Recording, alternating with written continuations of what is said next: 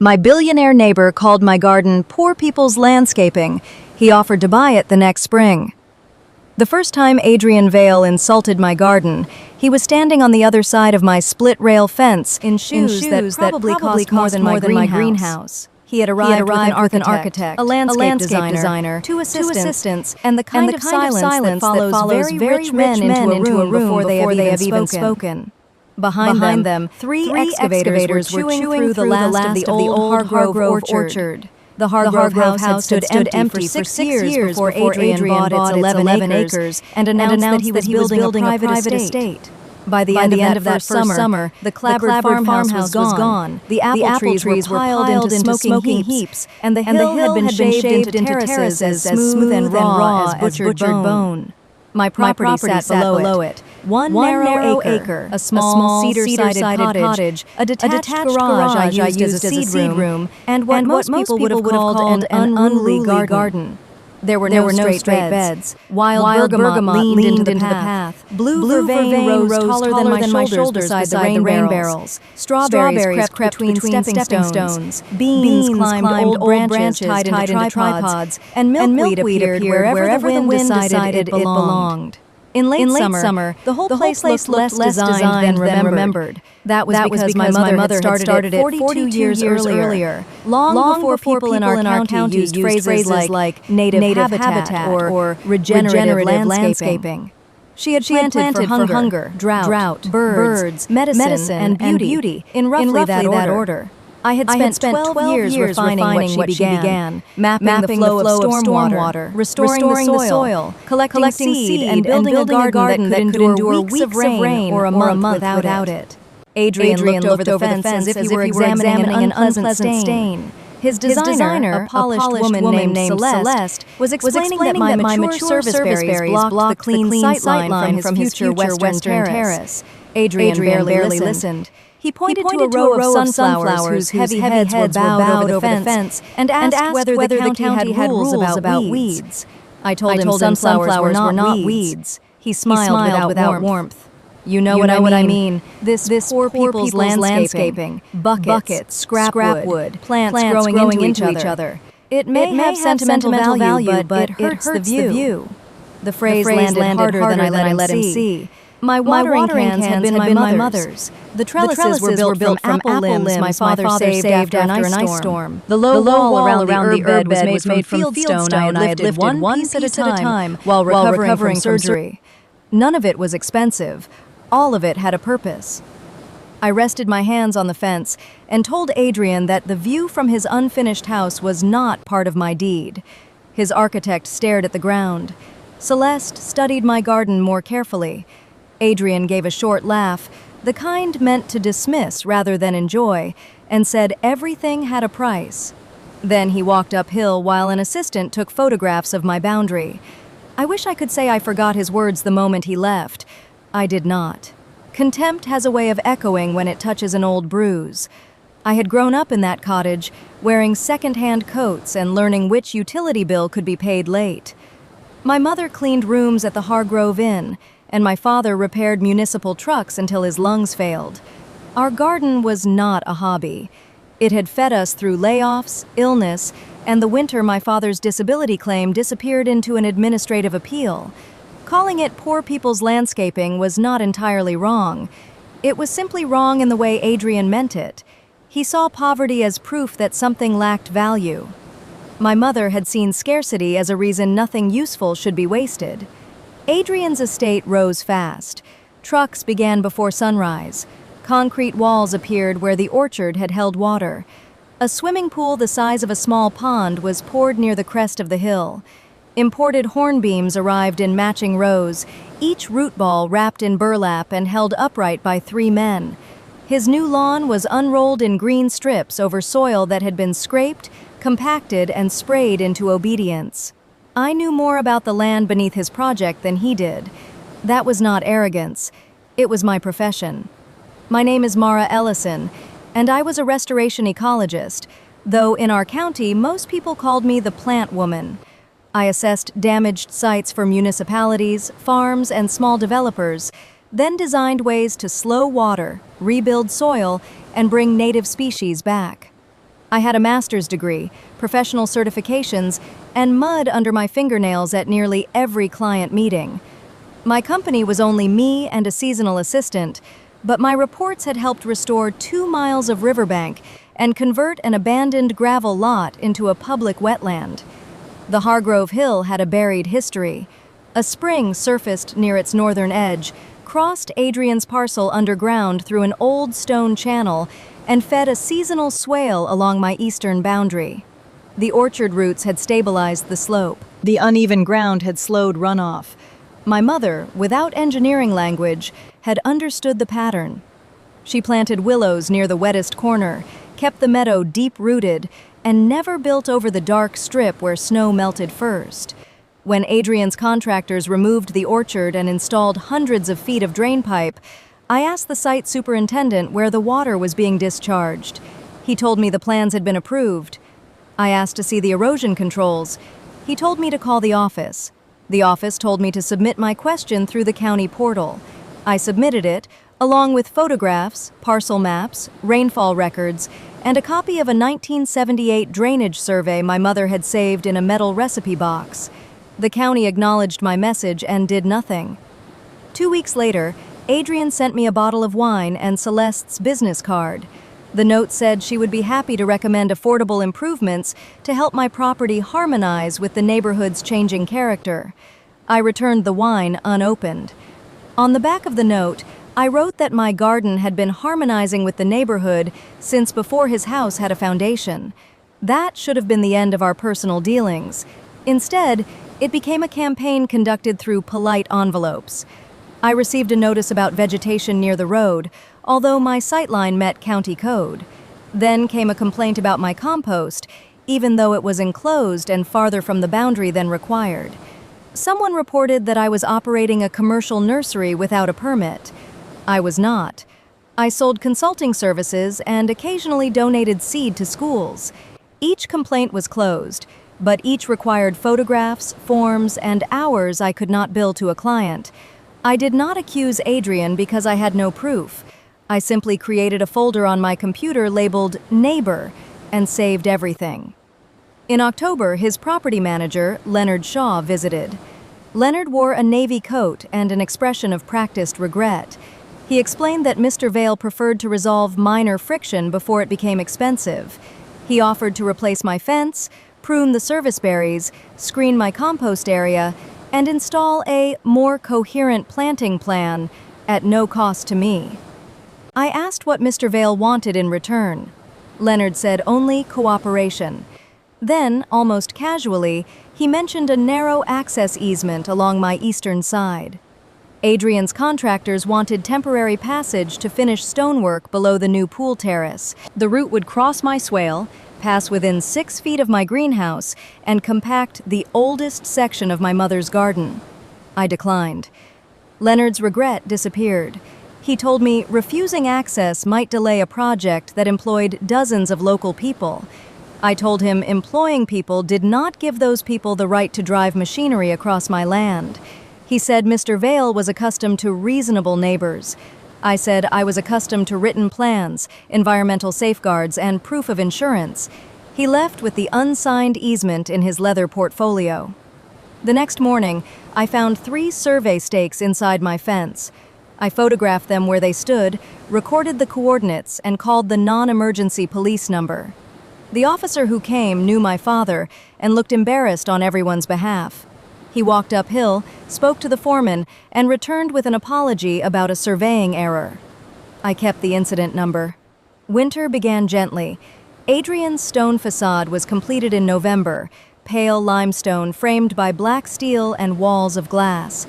At night, the house glowed above me like a luxury hotel. His outdoor lighting stayed on until dawn, washing the hillside in white and confusing the migrating birds that used our valley. I installed heavier curtains and continued putting the garden to sleep. Putting a garden to sleep does not mean making it empty. I left hollow stems for overwintering bees. I spread chopped leaves over the beds. I tied bright tape around young shrubs so they would not be mistaken for brush. I drained the upper rain tanks, but left the lower cistern ready for the wet season.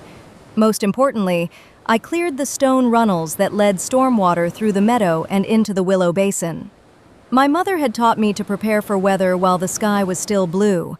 The first real storm arrived 5 days before Christmas. 4 inches of rain fell on frozen ground. Water came off Adrian's Hill in a sheet, carrying straw, silt, and pieces of new sod. It struck my northern fence, pooled briefly, then divided through channels I had shaped over the years. The rain garden filled. The Willow Basin rose to its marked overflow stone. By morning, the water had soaked into my soil without reaching the cottage. Adrian's lower lawn did not fare as well. A 40-foot strip peeled away. Mud buried a row of white roses and filled the sunken fire pit his designer had placed directly in the old drainage path. I stood by my fence, taking time-stamped photographs. Leonard saw me from the other side and demanded that I stop photographing private property. I reminded him I was standing on mine. 3 days later, a certified letter accused my vegetation of obstructing natural drainage and causing water to back up onto Adrian's land. It came from a law firm with offices on 3 continents. That was the moment his insults stopped hurting and started becoming useful. People like Adrian counted on emotional reactions. They expected anger to make poorer people look unstable, and fear to make them sign whatever was placed in front of them. My father had lost his first disability appeal because he trusted a supervisor's promise instead of documenting an exposure. My mother never forgot it. She taught me that paper remembered what powerful people preferred to revise. I hired a hydrologist named Dr. Evelyn Park. Evelyn had reviewed one of my municipal projects and respected field evidence more than polished presentations. We walked both visible boundaries after the storm. She measured sediment depth, photographed discharge points, and compared the current grade with historical elevation data. Because we could not enter Adrian's property, she used public plans, drone imagery licensed from a mapping service, and the county's own inspection records. Her preliminary conclusion was simple. The new construction had increased both the volume and speed of runoff toward my property. My garden had reduced the damage. Without it, water would likely have reached the county road and 2 houses farther downhill. I sent her report to Adrian's lawyers, my insurer, and the county stormwater office. I also requested every public record connected to the estate's permits. The legal threats stopped. The construction did not. In January, Adrian moved into the house and held a benefit dinner for the Vale Foundation. Chauffeured cars climbed the hill while sleet glazed the road.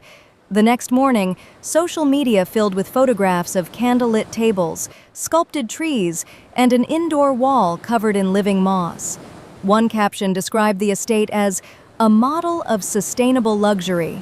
I laughed so hard I startled myself. 2 days later, Celeste came to my door alone. Without Adrian beside her, she looked tired rather than polished. She asked whether she could see the Willow Basin. I let her in because curiosity is not a crime, and because she had been the only person in his group who looked at my garden instead of through it. We walked the paths in rubber boots. I showed her how the slight depressions spread stormwater, how sedges held soil through winter, and how leaf litter protected the fungal network. She admitted that her original concept had preserved part of the orchard and used a terraced wet meadow below the pool. Adrian rejected it. He wanted lawn, symmetry, and uninterrupted views. She also told me something I had not known. The estate was not merely a home. Adrian planned to use it as the flagship property for Vale Habitats, a new division of his investment company. Wealthy clients would buy memberships, granting access to a network of private residences marketed around health, privacy, and environmental responsibility. Investors were scheduled to visit in April. A prominent design magazine had already agreed to photograph the property. His sustainable luxury was not decoration. It was part of a financial story. Celeste did not ask me to keep the information secret, but I did. Not out of loyalty to Adrian. I wanted facts, not gossip. The public records arrived in 3 batches. I spent evenings reading them at my kitchen table. The approved plans showed 2 detention features on Adrian's lower slope. One had been reduced after a revision. The other appeared on paper beneath the area where his fire pit now sat. Inspection notes were vague. Several approvals had been signed within days of submissions that normally took weeks. Buried in an older county file was something more important, a conservation inventory completed when the Hargrove family considered subdividing the orchard in 1998. It identified the spring channel and my mother's meadow as part of a connected riparian corridor. The inventory was advisory, not a recorded restriction, but it established that the water system was known. I also found my mother's name in the appendix. She had guided the survey team through the meadow and provided 30 years of flood observations. The report called our acre the most intact lower slope absorption zone within the study area. I sat alone at the table with my hand over her name. Adrian had seen buckets and scrap wood. The county's own scientists had seen infrastructure. By February, the weather became cruel. Warm rain fell over 18 inches of snow.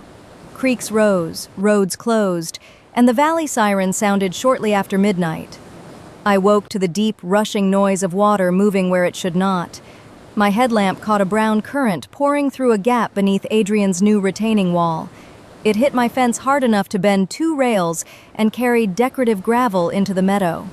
I called emergency management, then went outside in a reflective vest with my phone sealed in a plastic pouch.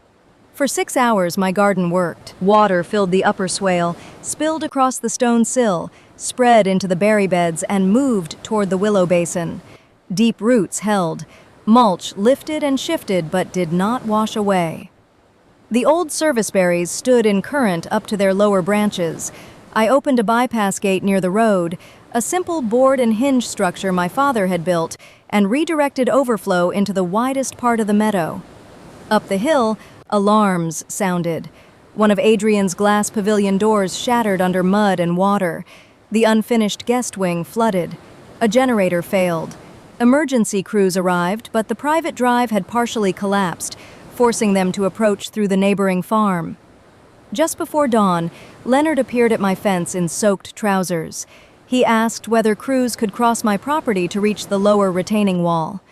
This time, there was no leather portfolio and no speech about reasonable neighbors.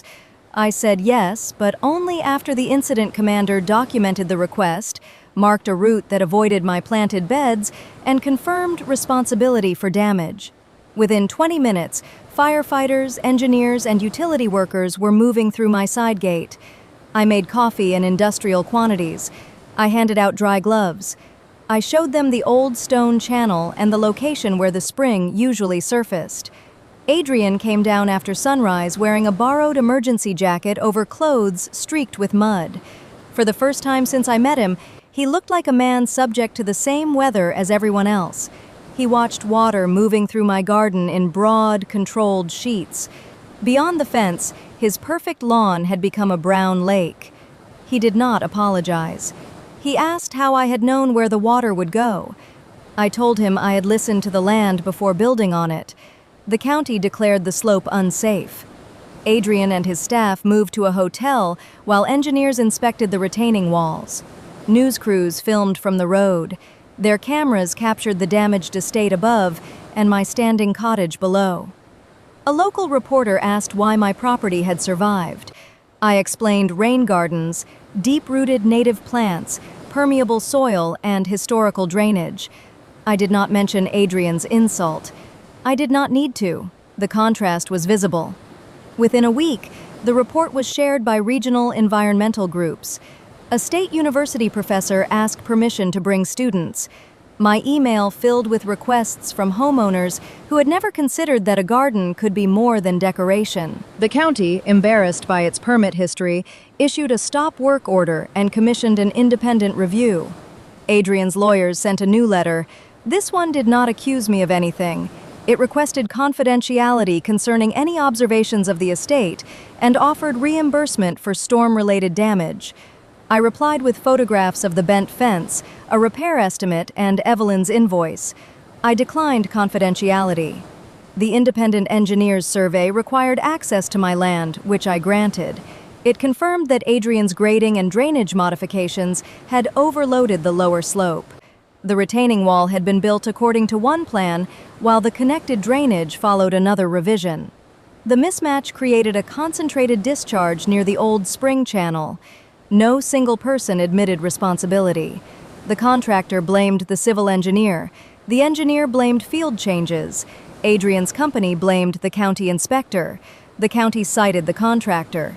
Insurance companies began their slow dance around liability. Meanwhile, the garden entered the quiet stage before spring. From the road, it looked flattened and brown. Beneath the leaf layer, water receded. Roots held the soil open. Seeds waited. At the beginning of March, Leonard called and asked for a meeting.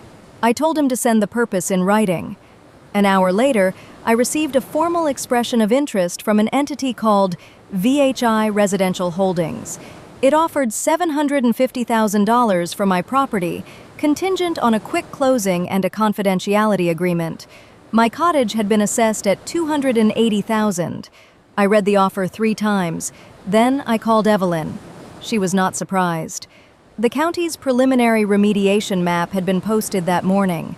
To stabilize Adrian's property permanently, engineers needed one of 3 things: a massive pumping and underground storage system, removal and reconstruction of much of the lower terrace, or restoration of a distributed drainage corridor across the slope. The third option was cheapest, most reliable, and easiest to present as environmentally responsible. It also worked best if integrated with my acre. Adrian was not offering 3 times my assessed value because he had learned to admire coneflowers. He needed control of the land that made his land function. I declined without making a counteroffer. 2 days later, the offer became $900,000. The confidentiality clause expanded to cover past statements by Adrian, his employees, and his representatives. They wanted my photographs, correspondence, hydrology data, and cooperation in describing the flood as an unprecedented weather event. I declined again. That Friday, Adrian came himself. He arrived without an entourage and stopped at the gate instead of entering. The garden was still winter gray, but green shoots had begun to pierce the mulch near his expensive shoes. He told me the offer was generous. I told him generosity was giving something without expecting ownership in return. He said he was trying to solve a problem for both of us. I reminded him that my house had not flooded, my soil had not collapsed, and my project had not been stopped. His jaw tightened. He said the next storm might be different. It sounded almost like a warning. I told him the next storm would be part of the public engineering record too. Then he looked beyond me toward the greenhouse, the patched fence, and the beds he had mocked. He said he would pay $1.2 million, cash, and cover my moving costs. It was enough money to change my life in every visible way. I could buy 40 acres farther from town.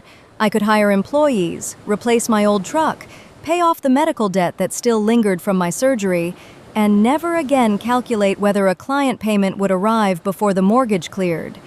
For one dangerous minute, I pictured it. Then I pictured bulldozers in my mother's meadow.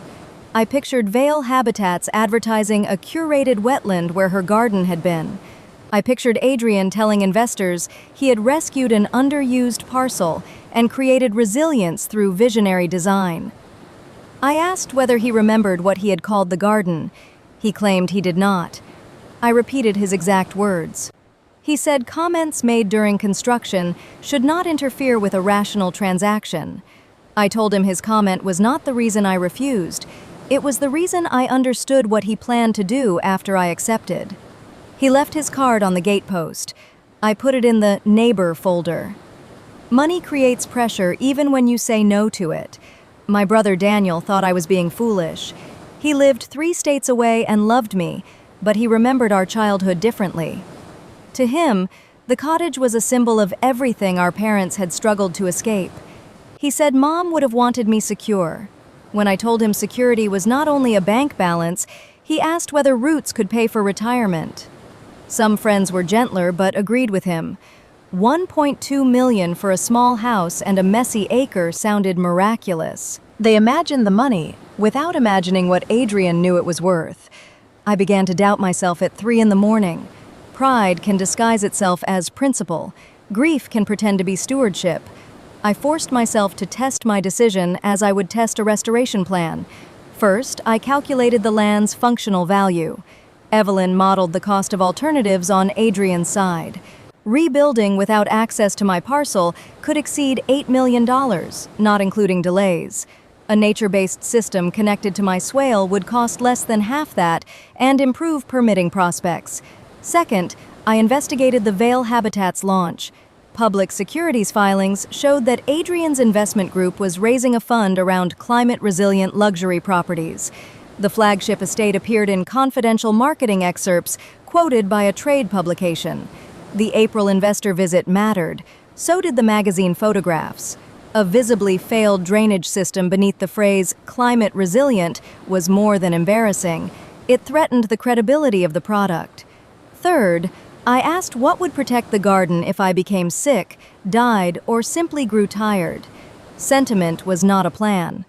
I contacted the Greenway Land Trust, a small regional nonprofit I had advised years earlier. Its director, Helen Ortiz, came out the next morning. Helen walked the property slowly.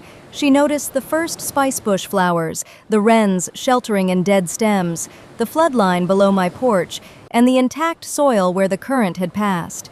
She had already seen the county report. When I told her about Adrian's offers, she did not tell me to accept or refuse. She asked what future I wanted the acre to have. I said I wanted it to remain alive, useful, and accessible for learning. I wanted children to know that resilience did not have to look expensive.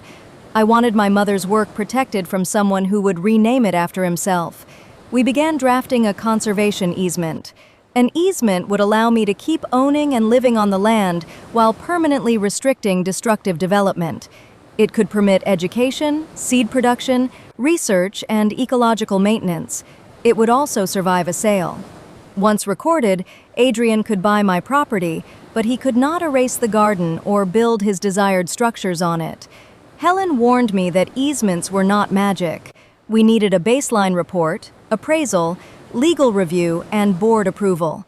We also needed to avoid any appearance that I was acting only to block a neighbor. Fortunately, my records showed decades of stewardship and professional use long before Adrian arrived.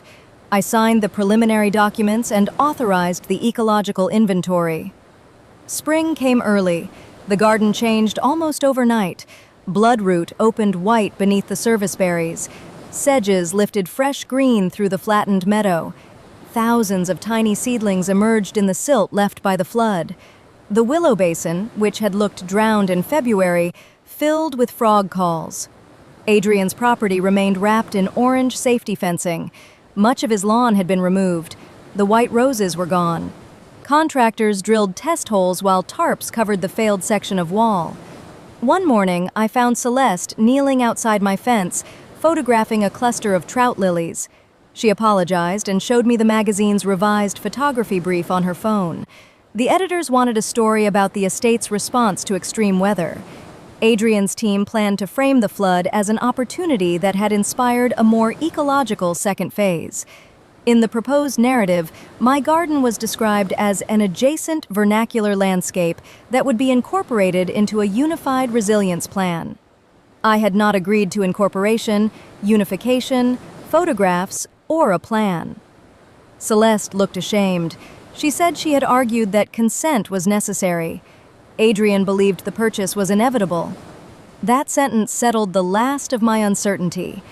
People like him often confused an offer with an outcome. If the amount was large enough, consent became a ceremonial step. He had not come to my gate to ask what the garden needed. He had come to determine my price. I asked Celeste to email me the brief. She did.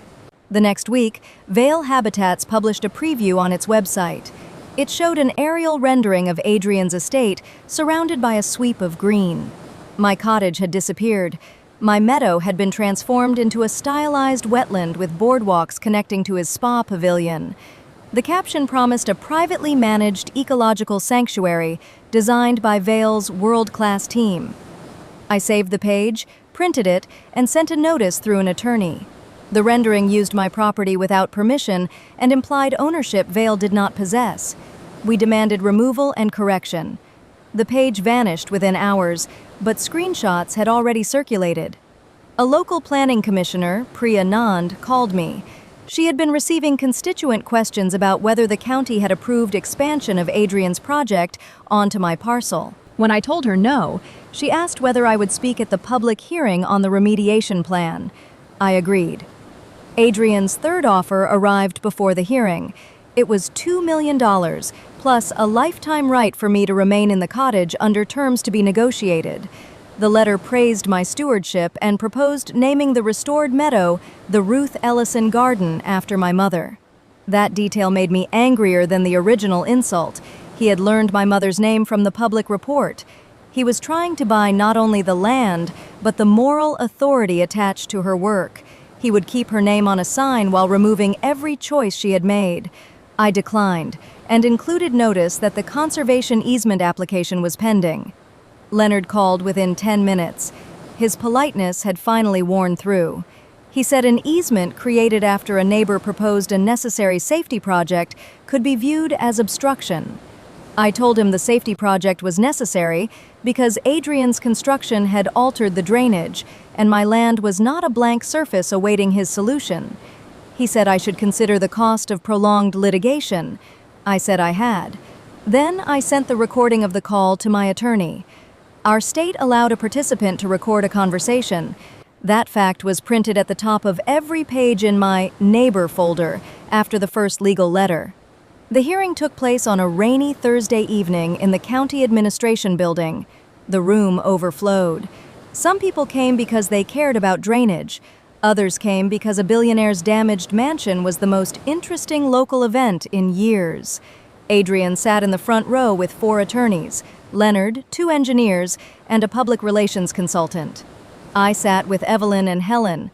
Celeste arrived alone and chose a seat near the aisle. Vale's presentation was beautiful. Renderings showed gentle wetlands, curving paths, native grasses, and discrete stone channels. The engineer described an integrated lower slope restoration that would protect neighboring properties and create regional environmental benefits. My acre appeared in pale green, labeled Partner Conservation Area. No one mentioned that the partner had said no. When public comment opened, Adrian's attorney emphasized that negotiations with adjacent owners were active and confidential. He suggested that resistance came from understandable emotional attachment that could be resolved through fair compensation. Then it was my turn. I did not give the angry speech some people expected. I gave a field report. I showed the 1978 drainage survey, the 1998 conservation inventory, and 40 years of flood notes in my mother's handwriting. I showed before and after photographs of the orchard, construction grading, discharge points, the first storm, and the February flood. Evelyn explained the hydrology model. Helen explained the conservation value and easement process. Then I displayed Adrian's original approved plan beside the as-built conditions and the current remediation rendering. The audience could see how the water features had moved, shrunk, disappeared, and finally reappeared on land he did not own. I ended with his first written offer because it proved he understood the parcel's value after the flood. I did not disclose the amounts in the later offers. I did not need to humiliate him with numbers. I only needed to establish that his company was presenting unresolved private negotiations as an environmental partnership. Commissioner Nand asked Vale's engineer whether the plan could proceed without my property. He said yes, but at substantially greater cost and with more construction disturbance. She asked whether my garden had reduced downstream flooding. He tried to qualify the answer. Eventually, under direct questioning, he said yes. Another commissioner asked who had designed my system. I said my mother began it, and I had spent 12 years measuring and adapting it. Someone in the back applauded. The chair stopped the applause, but the moment had already changed the room. The commission rejected the integrated plan as submitted. It ordered Adrian to produce a remediation design contained within his property unless he obtained executed agreements from neighboring owners. It also referred the permit discrepancies for enforcement review. Outside, reporters surrounded us. I made one statement. My land was not refusing to cooperate. It had been cooperating with water for 4 decades. Any future plan had to respect ownership, evidence, and the living system already there. Adrian passed behind the cameras without looking at me. The consequences came quickly. The design magazine postponed its feature. 2 investors paused commitments to Vale Habitats, pending review of the estate's environmental claims. A business publication ran a story contrasting the company's resilience branding with the drainage failure and unauthorized rendering. It quoted Adrian's public description of the project as visionary and my description of the garden as working infrastructure. His insult remained private. I kept it that way. Revenge is often imagined as exposure. Find the cruelest thing someone said and broadcast it until strangers punish them. I understood the temptation, but repeating Adrian's phrase would have made the story about manners. The real issue was power. He believed ordinary people, ordinary land, and ordinary consent could be absorbed into his plans when convenient. I wanted the record to show that belief failing on facts. The conservation easement was approved in May. The baseline report documented 143 plant species, 29 bird species, 6 kinds of native bee observed during limited sampling, and a measurable stormwater storage capacity that surprised even Evelyn. The Land Trust Board accepted the easement unanimously. Daniel came for the signing. He walked the garden with me before the ceremony and admitted he had pictured weeds around a poor house because that was how he remembered being ashamed as a teenager. He had not understood that Mom's old systems had become my life's work. I told him I had not understood his desire to escape either. We had both used the cottage as a symbol, just for opposite fears. He signed as a witness. Recording the easement changed the negotiations. Adrian could no longer buy unrestricted control at any price. His company withdrew its offer and announced that it would pursue an independent engineered solution. Preliminary work began on a concrete storage vault beneath the upper drive. 3 weeks later, another storm flooded the excavation. No one was hurt, but equipment had to be removed and the schedule slipped again. Celeste resigned from the project. She later told me Adrian had demanded a plan that was simultaneously invisible, cheap, immediate, and impressive to investors. Engineering could give him perhaps 2 of those things. Ecology required time, and time was the one resource he treated as an insult. By June, Vale's insurers were disputing coverage for parts of the remediation.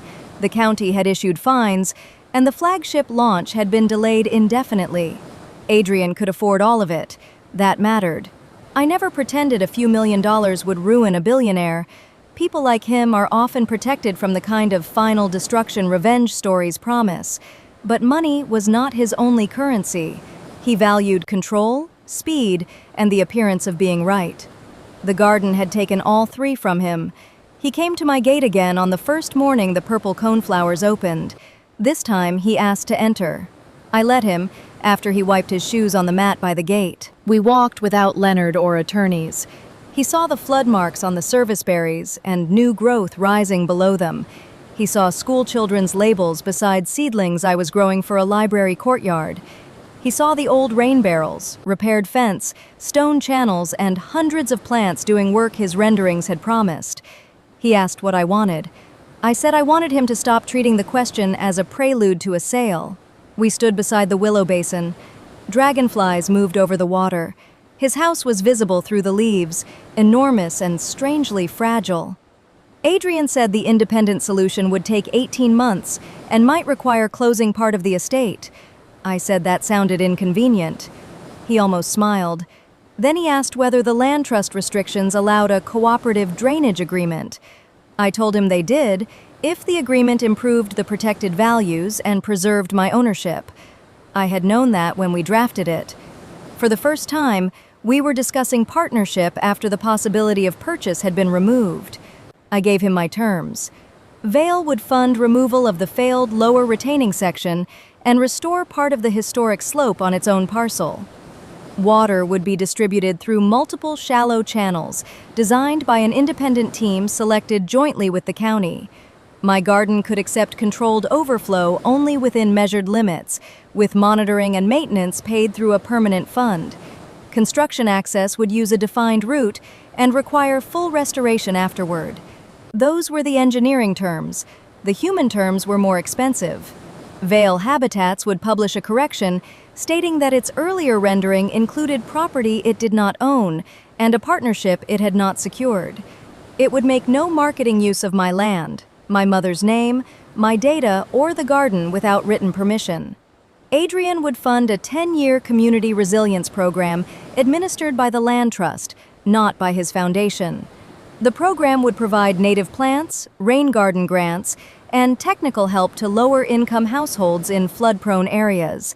Finally, his contractors would replace the trees removed along the old orchard boundary with a diverse native buffer. No cloned row, no instant wall of green. Young trees that would take time. Adrian listened without interrupting. When I finished, he said the public correction would create unnecessary reputational damage. I told him the false claim had created the damage. The correction would only establish whether he intended to repair it. He said 10 years was excessive. I said water would still be flowing after 10 years. He asked whether this was punishment for the comment he made at the fence.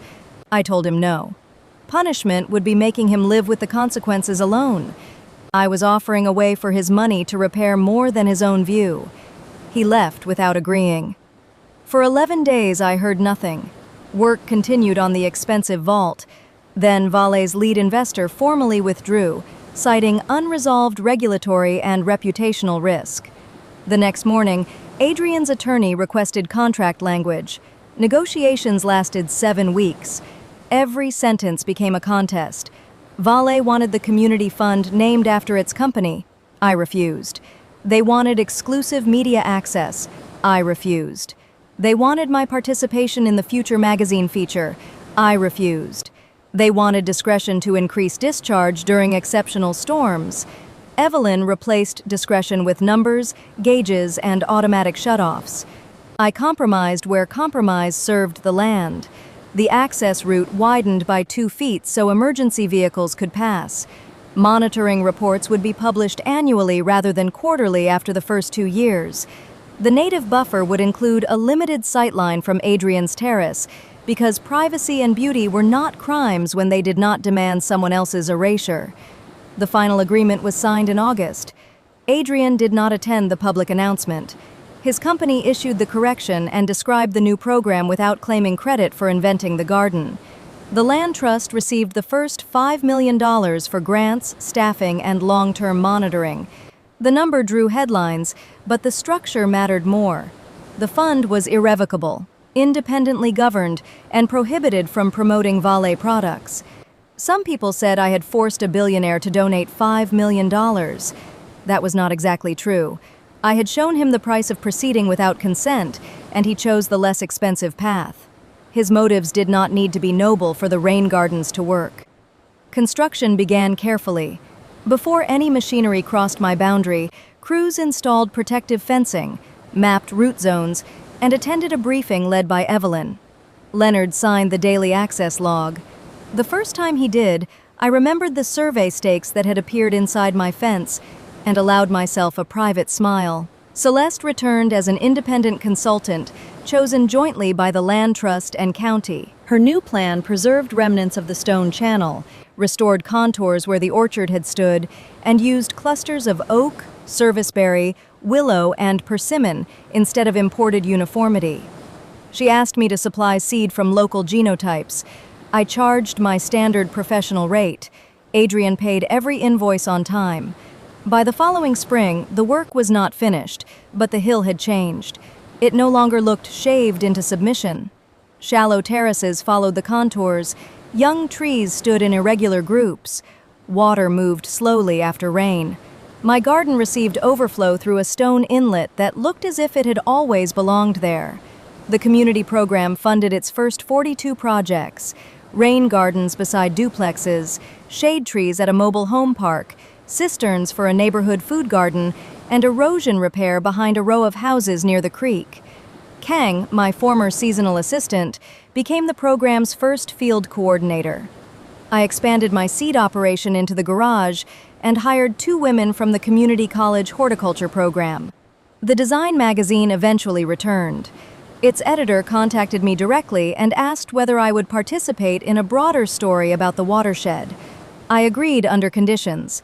My quotes would be on the record, the garden would be identified as independent, and the article would credit my mother, Evelyn, the land trust, the crews, and the residents maintaining projects downstream.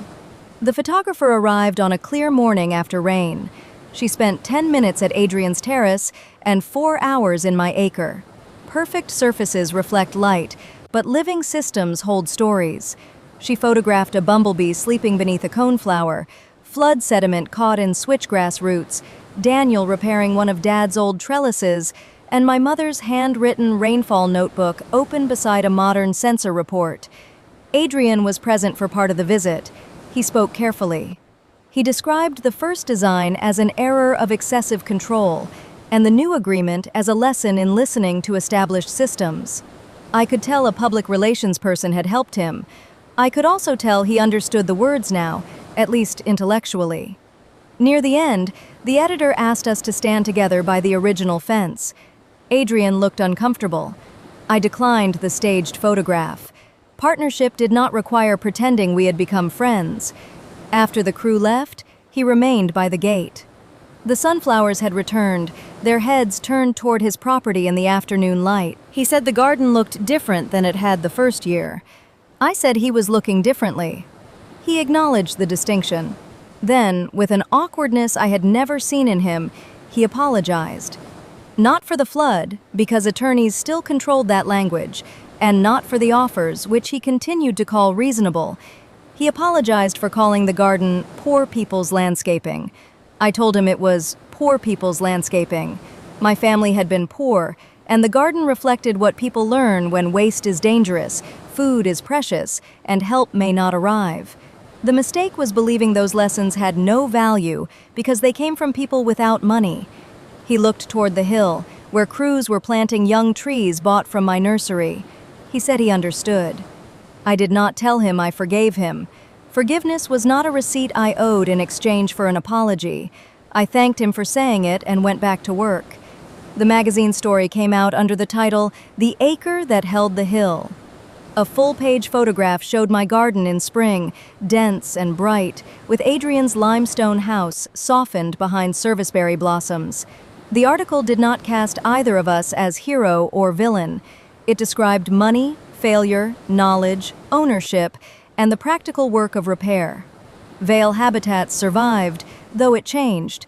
The flagship estate opened 2 years late and admitted fewer members than planned. Its marketing stopped using the phrase, privately managed sanctuary. New projects employed local ecologists before architects finalized their concepts. I knew better than to attribute corporate reform to one man's transformed heart. Insurance requirements, investor scrutiny, and permit conditions are persuasive teachers. My own life changed too, though not in the way $2 million would have changed it. The nursery became profitable. Municipal contracts increased after the article. I paid off my medical debt, replaced my truck with a used electric one, and repaired the cottage roof without borrowing money. More importantly, the easement meant I no longer woke at night imagining what would happen to the garden if I could not defend it. Daniel brought his children every summer. They picked berries, complained about mosquitoes, and learned to read the marks on the overflow stone. The oldest once asked why I had not sold when Adrian offered enough money to buy a bigger garden. I told her a bigger garden would not have been this garden. She considered that with the seriousness children give to answers adults often dismiss. Then she asked whether being rich made people bad. I said no. Money enlarged reach. It could enlarge care or carelessness, attention or arrogance. The danger came when someone believed payment erased the need for permission. On the 5th anniversary of the flood, the Land Trust held an open garden day. More than 300 people walked the connected restoration route from the road, through my meadow, and up the stabilized edge of Adrian's property. Families who had received grants brought photographs of their own rain gardens. University students measured infiltration rates. Children released monarch butterflies raised in a school science program. Adrian attended quietly. He stood beside the stone inlet while Helen explained how the agreement worked. A man in an expensive blazer asked why Adrian had not simply bought my acre at the beginning. I was close enough to hear his answer. He said he had tried. The man laughed, assuming it was a joke. Adrian did not. Later, I found him reading the small sign near the gate. It did not carry his name or mine. It read, "This land is protected for water, wildlife, food, learning, and the people who come after us." Below it was a line from my mother's notebook. "Leave the roots. They know where the rain belongs." That evening, after everyone had gone, I sat on the porch and watched fireflies rise from the meadow. The limestone house glowed through the trees, but it no longer dominated the horizon. Branches interrupted its geometry. Frogs were louder than its pool pumps. Water from a brief shower ticked through the stone channel and disappeared beneath the sedges. I thought about the day Adrian first stood at my fence. He had believed wealth meant never needing what looked ordinary. By spring, he learned that his walls, lawns, lawyers, and carefully manufactured story depended on the acre he had dismissed. He offered to buy it because buying was the only form of respect he understood.